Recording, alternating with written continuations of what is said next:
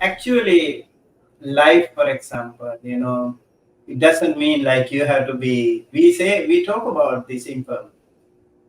Okay, life is changing. Life is impermanent. It is also full of suffering.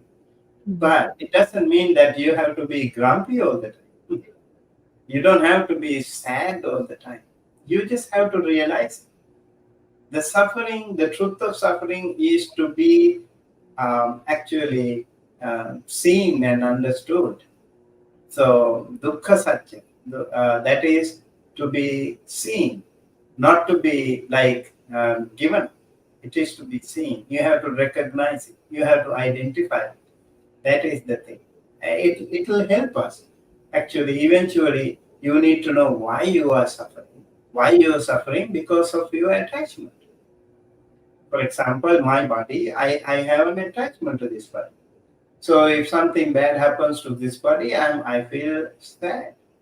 And if somebody says something to me that hurts my ego, then I'm angry, right? If somebody actually appreciates me and all the time valorize me or glorify me, then I'm very happy. Why it is that? Because I think this is me.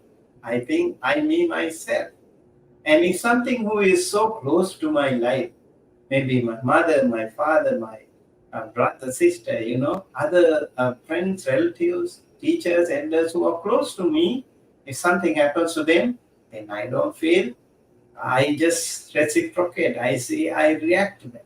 Why? Because I have that attachment.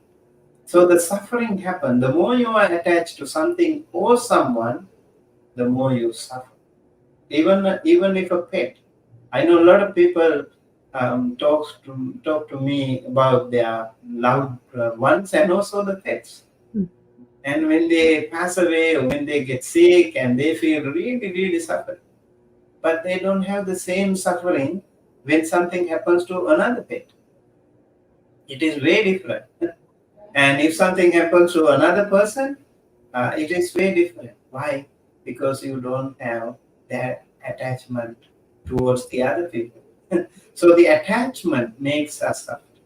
So the root cause of suffering is that craving, the attachment. So in order to get rid of that, we actually get rid of the root cause of the suffering. That is why we call nibbana or nirvana. Vana means craving. Vana means craving, all kinds of attachment, all forms of desire. And nirvana or nibbana is the absolute absence of all sorts of attachments and cravings and desires. That is not to be born in another beautiful realm. It is just the status that we maintain the absolute absence of craving, desires.